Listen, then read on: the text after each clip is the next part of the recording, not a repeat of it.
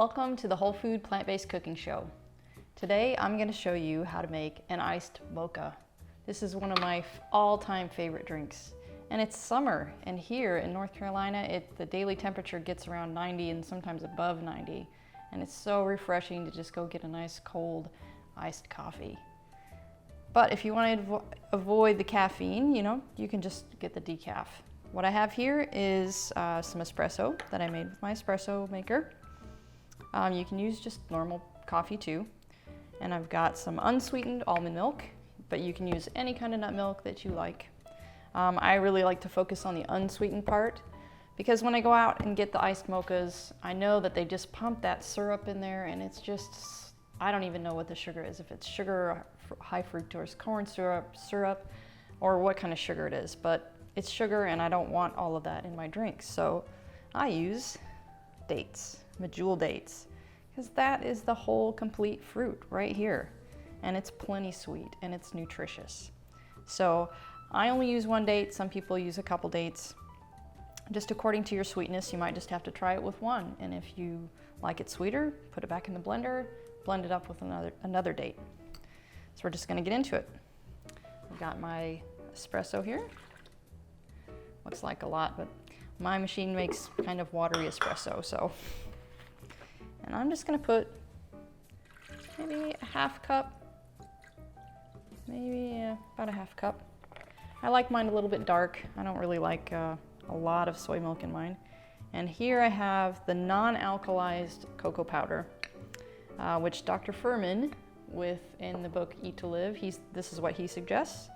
But so far, the only place I've been able to find it is through Frontier, and I will show you a link to that. And I get it sometimes through iHerb because iHerb carries Frontier products. And the reason for the non-alkalized cocoa is that a lot of the nutrients that are good for you in chocolate stay intact in the cocoa. When they alkalize the chocolate, it gets rid of a lot of those the phytochemicals that are so beneficial. But the one difference is regular cocoa, the alkalized type of cocoa, it has a bit of a richer flavor to it, a more chocolatey flavor. This doesn't have quite as chocolatey of a flavor, and I'm not sure why that is, but I'd rather go for a little more nutrients and just use a little more cocoa.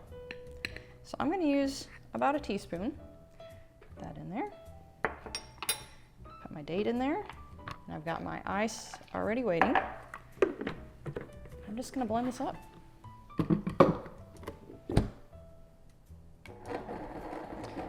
And that looks about good. Just gonna pour that in there. And I know a lot of those iced drinks also come with whipped cream on the top, which is dairy. I suppose there's non-dairy creamer out there that they can make whipped cream with, but they just don't. And I'd rather not have it on there anyway. There we go. Look at that. That just looks delicious. Here we go. Oh, that is so good. So good. And just the right sweetness.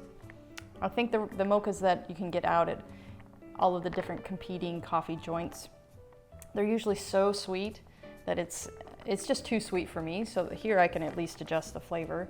And I realize when you're out, you can tell them to put less sugar in it, but it's still sugar. And this is a date. So there you go, iced mocha. Enjoy your summer.